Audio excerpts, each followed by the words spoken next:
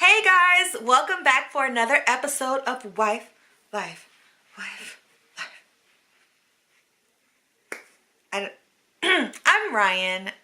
Thanks for watching my videos. If this is your first time seeing one of my videos, thank you so much. Welcome. Bienvenido a la mi casa, a la mi casa. Spanish was my minor. I bet you can't tell. Anyway, thanks for coming, and feel free to like and subscribe and comment down below. And for those of you who are coming back, welcome back. Thanks for watching and supporting and for sharing my videos.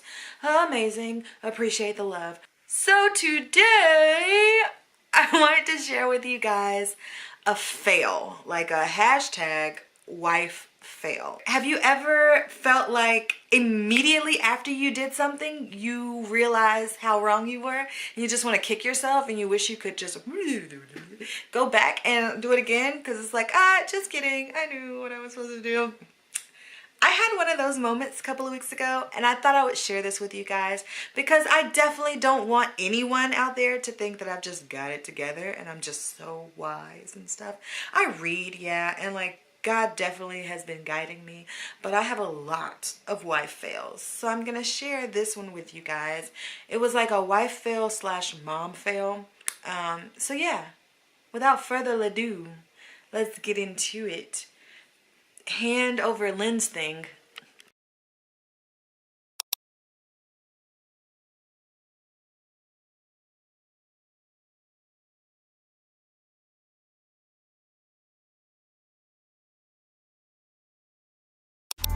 I will trust your love. I will trust your words. I will trust your wisdom. I will put you first. So something that my family has very recently started doing is going to story time, and we go every Wednesday at our public library. It's incredible, and Charlie loves it, and she's able to hear the stories, sing songs, have a little playtime. She gets tired, we come home, have a snack, she goes to sleep. It's just been amazing, okay? And I love it because it's something that my entire family can do. So Jonathan comes and Blake comes, and we load up in the car, and it's so adorable, and we show up, and yeah, I love going to story time. And I love that Jonathan can come with us, but I hate being late. It irritates me, especially if it's something that can absolutely be prevented. If I'm running late for something and I know it's because I should have just gotten up 15 minutes earlier, then yeah, it bothers me. It bothers me a lot. The library is, I don't know, 4 minutes from our house, maybe. I don't know. Yeah, it probably takes us like 6 minutes from leaving our door to sitting in the library. So it shouldn't take us that long. There's no excuse, okay? There's no excuse for us to be late. But my husband is notoriously late. And it can absolutely be prevented. So I usually have an attitude and I try to be calm, but I get in the car and like I have a plum attitude. What really frustrates me is that in the same time that it takes Jonathan to get dressed, I've gotten myself dressed and both girls dressed. They have clean diapers on. Most of the time they're not ashy. You know, I do their hair. They've got their cute little bow going. I can get Blake in her car seat and get Charlie's snack packed in the time that it takes Jonathan to get ready. So yeah, I'm a little irritated by the time we get in the car, mainly because he gets in the car when it's all said and done and he looks great because he's been able to devote an hour to getting himself ready. I, on the other hand, look toe up. Okay, I have to do my makeup in the car if I'm able to do it at all. There's usually another outfit that I wish I could have worn, but I didn't have time to iron it or to find like the bottoms that go with it, you know. So he looks great. I like meh, and the kids look adorable. And on top of that, we're late. This particular week, Jonathan woke up and he started getting ready for story time. I mean, I was sitting in the living room feeding Charlie. No, I wasn't feeding Charlie. I was changing her diaper, and we're watching Sesame Street, and our bedroom door was open, and I see Jonathan walking past the door. And every time he walks past the door, there's progress. I mean, he went from like pants on to pants and a shirt on to a jacket on to a hat on. You know, he's brushed his teeth. He's looking good. And I'm sitting there thinking, oh, look at him. First I thought, maybe he has somewhere else to go. He probably forgot that today is story time. And then I realized that no, he was getting dressed for story time. And he was getting dressed with time to spare. I hadn't even started getting myself or the girls dressed. So I was low-key proud. And I say that honestly low-key because I didn't say anything to him. I didn't even compliment him at all. Okay, so that was the beginning of wife fail. So then he comes out of the room and he was like, well, babe, you can go ahead and start getting dressed. Cool. So I pull out Charlie's clothes and Blake's clothes and I lay them out on the couch, right? And I get Charlie dressed. But then I lay Blake's clothes out on the couch. And when I lay their stuff out, I lay their clothes, their diapers, their bow, their socks, their shoes, everything that you need for success, right? So I laid it out on the couch. Charlie's now dressed. I go to get dressed. Next thing I know, halfway through me getting done, I start to smell food in the kitchen. And I was like, what's going on in there? So I decided to poke my head out and take a little look-see. And Jonathan is in the kitchen cooking, and Charlie, I believe Charlie was sitting on the countertop just living her best life, watching her dad in action. And I look over at Blake, and Blake is in the swing, and Blake is still in her pajamas and still in her dirty diaper. Like everything I laid out on the couch is still laid out on the couch. So I thought, well, her shoes aren't on the couch. Let me just go get the shoes. And so I went and got her shoes, put them on the couch. I thought Jonathan saw me, and I was like, so I'm about ready. I'm about done. And yeah, so I go back into the room and start, getting ready again. And I thought, ooh, I'm going to be able to do my makeup today, y'all. I'm going to look cute at the library. And yeah, so I started really getting into it, right? And I walked out again just to check on things, and Blake still wasn't ready. Jonathan was making, I think he made waffles. He made French toast. He fried up some bacon. He was over there making some scrambled eggs. I mean, he was doing the works. And that's when I got irritated because I was like, we over here turning the place into IHOP and we're not ready to go. This is not the day to do a full course continental. This is not it. I need help. The baby's diaper is not done. So I walked out and I was like, babe, I said something about like how we weren't even ready yet, how we had to go pretty soon. And my husband's reaction, he was just immediately annoyed, kind of sad, a little low-key sad, but I was too into what I was doing and too frustrated to really notice and or care that he was a little irritated by my response. And so he was like, well, what else needs to be done? What else? I mean, look at this stuff.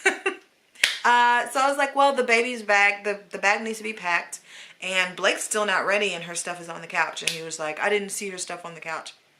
Okay, well, you saw that she's in the swing and she's not. She's just swinging around. You thought we were leaving without her? Like, come on. And I said, oh, okay, well, all right. And that's when I kind of noticed that he looked sad. I had really messed up. Just by my husband's response, because he didn't know. Poor guy. They don't think about all the moving pieces.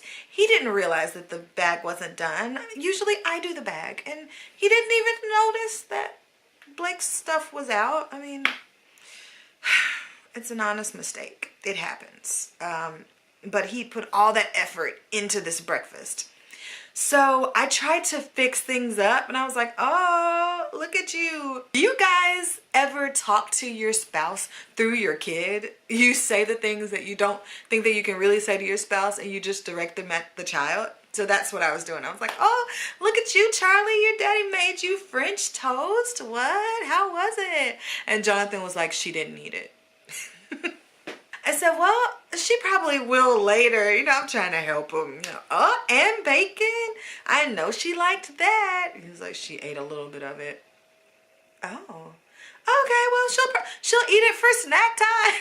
I'm trying to praise my husband in this moment because I've messed up so badly, but it just didn't work.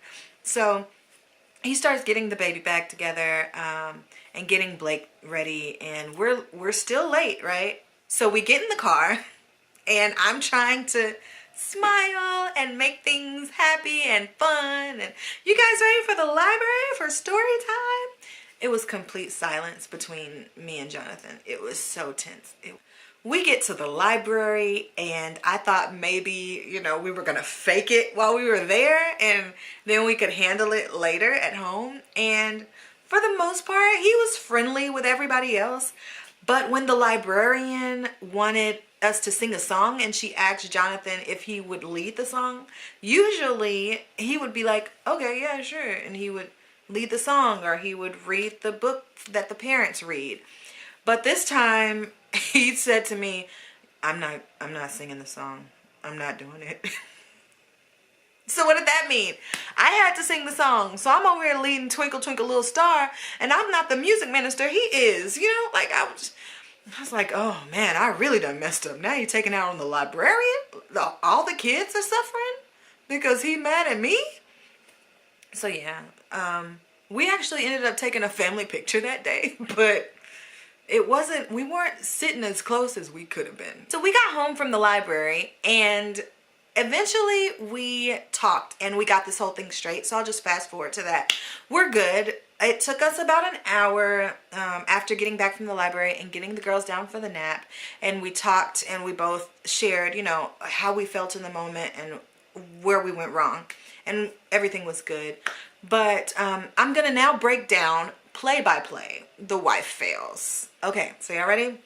Hand over lens. The first thing Jonathan pointed out was the fact that he woke up earlier and he started getting dressed as soon as he got up so that he could make sure that his family was on time for story time. He also really, really wanted us to be able to sit down and have a great breakfast. So that's why he went ahead and started to get dressed.